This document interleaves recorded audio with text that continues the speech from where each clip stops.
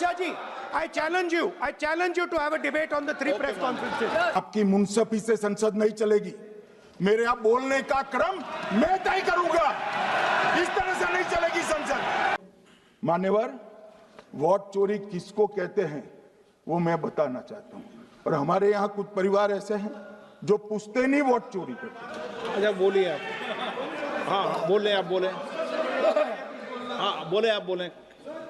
Speaker sir, मेरा कल एक सवाल था जो हिंदुस्तान के इतिहास में पहली बार डिसीजन लिया गया कि इलेक्शन कमिश्नर्स को फुल फुल इम्यूनिटी दी जाएगी।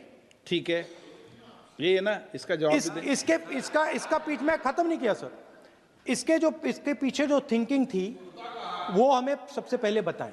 ठीक है। दूसरी बात, नहीं हरियाणा की जहां इन्होंने बात की, इन्होंने एक उदाहरण लिया, वहां पर अनेक उदाहरण हैं। वो भी आपने दिया था ना। 19 वो भी आपने दिया था, इसलिए दिया वो भी। 19 लाख वहां पे फेक लोग, वो उदाहरण आपने दिया था, इसलिए उसका जवाब दिया। और ये भी हमें बता दीजिए, actually let us have a debate on my press conference. Let us go. Let us have very good idea. Let us have a debate on my press conference. Amit Shah ji, I challenge you to have a debate on the 3 press conferences. Please. ठीक है, बैठ जाए। Please बैठ जाए। माननीय, please माननीय, आपने बात की थी, प्लीज।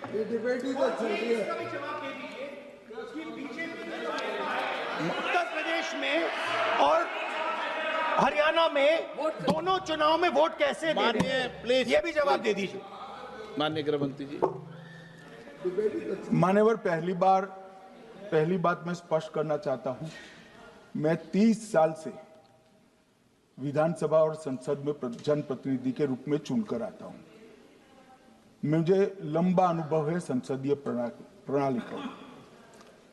विपक्ष के नेता महोदय कहते हैं कि पहले मेरी बात का आप जवाब दीजिए, मैं सुनना चाहता हूं। आपकी मुंसफी से संसद नहीं चलेगी। मेरे यहाँ बोलने का क्रम मैं तय करूंगा। इस तरह से नहीं चलेगी संसद। मान्यवर, उनको धैर्य रखना चाहिए मेरा जवाब सुनने का। इनकी एक बात का जवाब मैं दूंगा, मगर मेरे भाषण का क्रम वो तय नहीं कर सकते, मैं करूंगा, क्योंकि मैं बोल रहा हूं।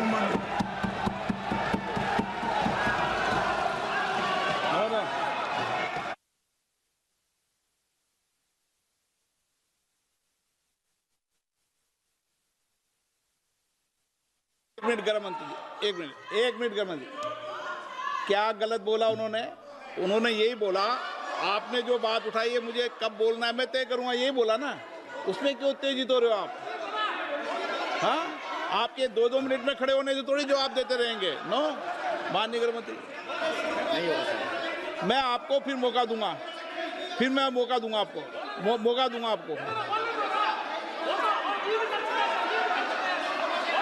हाँ बोलिए, बोलिए सर। ये बोलिए। आपने अगर अमित शाह जी का रिस्पांस देखा तो ये कंप्लीटली डिफेंसिव रिस्पांस है। ये घबराया हुआ रिस्पांस है, ये डरा हुआ रिस्पांस है। अब सुनिए पूरी बात, प्लीज मानिए। नो, सच्चा रिस्पांस नहीं है। माननीय गृह मंत्री जी। मान्यवर, आपके चेहरे पर बैठो। मान्यवर, आपके चेहरे पर चिंता की लकीरें मैं देख रहा हूं कि मैं क्या बोलूंगा। मैं उनके उकसावे में नहीं आऊंगा, मैं मेरे विषय पर बोलूंगा। मान्यवर, मैंने इतना ही कहा कि मेरे भाषण का क्रम मैं तय करूंगा। मेरे भाषण का पहले क्या बोलना, बाद में क्या बोलना, मैं तय करूंगा। और मैं मानता हूं कि हर एक वक्ता का ये अधिकार है, उनका भी है, मेरा भी है। कल वो बोल रहे तो हम ऐसा थोड़ी ना बोले आप झूठ क्यों बोल रहे हो। हम नहीं बोल सकते साहब। वो माननीय विपक्ष के नेता है, वो बोल सकते अपना भाषण। मान्यवर, और मैंने तो ये भी कहा, मेरा पूरा भाषण छूट कर कुछ बच जाता है तो आप पूछिएगा, मैं जवाब दूंगा। मगर अब धैर्य भी चाहिए और सुनना भी चाहिए। दोनों चीजें करनी पड़ती हैं। मान्यवर, वोट चोरी का कोहराम बचा है। मैं वोट चोरी किसको कहते हैं वो बताना चाहता हूं। वोट चोरी के 3 आयाम हैं।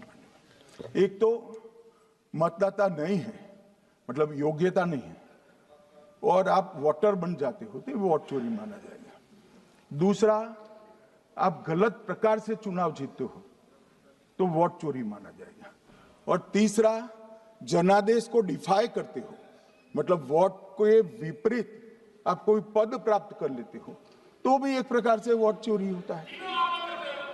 अरे सुनो ना, क्यों जल्दबाजी करते हो मानिकम, क्यों? अब मैं 3 वोट चोरी की घटनाएं बताना चाहता हूं। सबसे पहली घटना हुई आजादी के बाद देश का प्रधानमंत्री तय करना था। तय कौन करना था?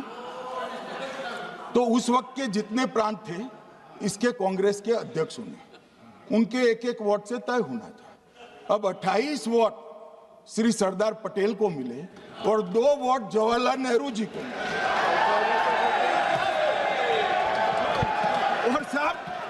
और साहब प्रधानमंत्री जवाहरलाल जी बने।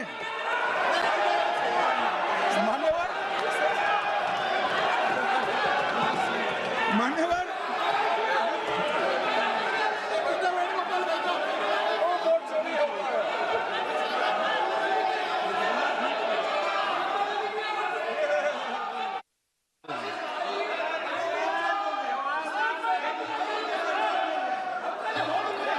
प्लीज, माननीय गृह मंत्री जी, माननीय गृह मंत्री जी,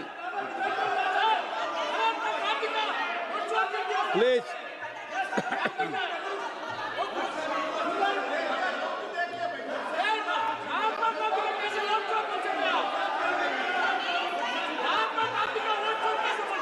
बैठो बैठो।